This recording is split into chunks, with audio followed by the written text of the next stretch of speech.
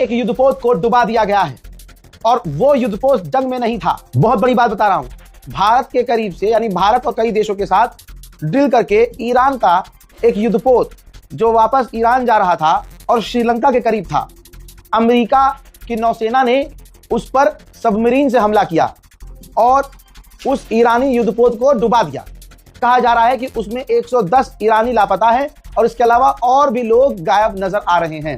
श्रीलंका के करीब यह अटैक हुआ है, जिसके बाद श्रीलंका टेंशन में आ गया और उसने आसपास के देशों को अलर्ट भेजा है। उधर इसके अलावा ऐसे, मैं कल से आपको बता रहा हूं, ऐसे बहुत सारे यूट्यूबर्स हैं, बहुत सारे, जो आपको खुश करने के लिए कुछ भी दिखा रहे हैं कि ईरान ने ये कर दिया, ईरान ने वो कर दिया। मुझे आप इसलिए देख रहे हैं और इसीलिए देखिएगा कि दोनों तरफ से जो चीज होगी मैं आपको जैसा हुआ है वैसे ही बताऊंगा, भले ही मेरी तबीयत खराब हो। दोस्तों, ईरान के ऊपर अमेरिका और इजराइल ने अपनी सारी बड़ी ताकतों का इस्तेमाल शुरू कर दिया है।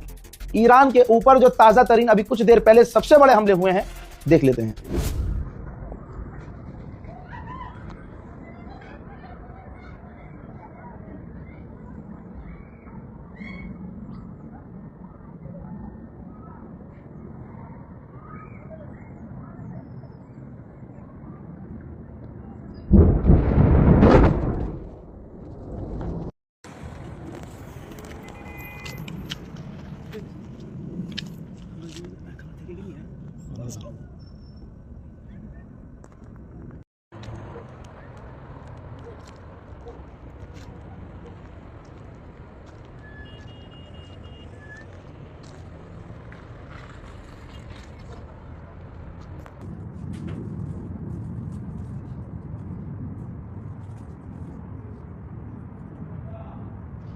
अमेरिका और इजराइल के आतंकी हमलों में ईरान में 1097 मौतें हो चुकी हैं, जो कि मैं बता रहा हूं काफी कम है। अभी ऑफिशियली 1097 है, लेकिन ये मौत के आंकड़े बढ़ेंगे। 2000 से ज्यादा लोग घायल हैं। उधर दोस्तों एक बड़ी खबर और है, इजराइल के F-35 फाइटर जेट ने ईरान के ऊपर ईरान का याक 130 ट्रेनिंग एयरक्राफ्ट जेट मार गिराया है। ईरान ने कहा है कि हमें कोई भरोसा अब अमेरिका पर और उसकी बातचीत पर नहीं है।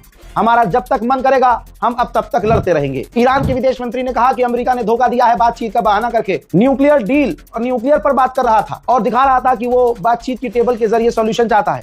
लेकिन परिणाम क्या रहा? सामने क्या आया? सामने ये आया कि वो सब ड्रामा था, वो सब फालतू की चीजें थी, वो सब एक्टिंग थी। आखिर में उसे हम पर बमबारी ही करनी थी और उसका प्लान ही यही था। अमेरिका ने सिर्फ हमें नहीं, अमेरिकियों को उनको धोखा दिया है जिन्होंने अमेरिका के राष्ट्रपति को चुना है। अमेरिका की गवर्नमेंट ने अमेरिका के लोगों को धोखा दिया है। हजरत मोहतरम खामनाई के एक और एडवाइजर हैं वो सरकार के ही व्यक्ति। उन्होंने मीडिया पर आकर कहा है कि जब से ईरान बना है, अमेरिका ईरान को टुकड़ों में बांटना चाहता है, कब्जा नहीं करना चाहता, वो ईरान को टुकड़ों टुकड़ों में बांटना चाहता है। इजराइल के डिफेंस मिनिस्टर ने कहा है कि जो भी लीडर बनेगा ईरान का और वो हमारे लिए खतरा बनेगा, चाहे वो जहां हो, चाहे वो जो भी हो, हम उन्हें मार देंगे। मैंने पहले ही कहा था कि अमेरिका को खुश करने के लिए बहुत सारे देश लगे पड़े हैं। कनाडा को 51वां राष्ट्र बनाने की धमकी अमेरिका ने दे रखी है। कनाडा अमेरिका के खिलाफ चाइना तक से जाके मिल के आया है, लेकिन जब ईरान की बात आती है तो दुश्मन सारे एक हो जाते हैं। कनाडा के प्रधानमंत्री ने कहा कि ईरान के खतरे को खत्म करना होगा। अमेरिका जो कर रहा है वो सही कर रहा है और ईरान को कभी न्यूक्लियर नहीं मिलना चाहिए। ईरान के लोगों को आजादी मिलनी चाहिए। आजादी का मतलब इनके हिसाब से ये होता है कि लड़कियां नंगी घूम सकें, लौंडे लड़कियों का कहीं भी कुछ भी कर सकें, सड़कों पर बैठकर उल्टे सीधे काम। इन अंग्रेजों के हिसाब से ये आजादी है। Canada has long supported the imperative of neutralizing this grave global threat.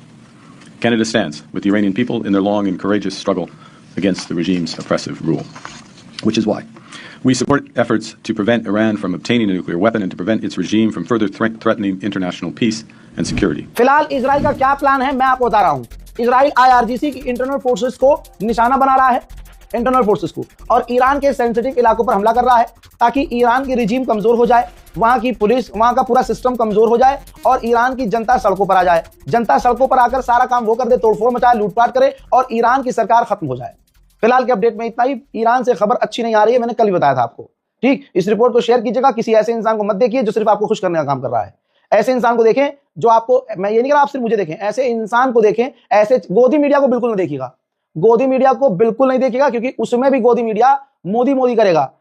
मौका मिलता ही अपना प्रोपेगेंडा शुरू कर देगा। इस रिपोर्ट को शेयर कीजिए, दुआओं में याद रखिए, इंतजार कीजिए अगले अपडेट का। जय हिंद।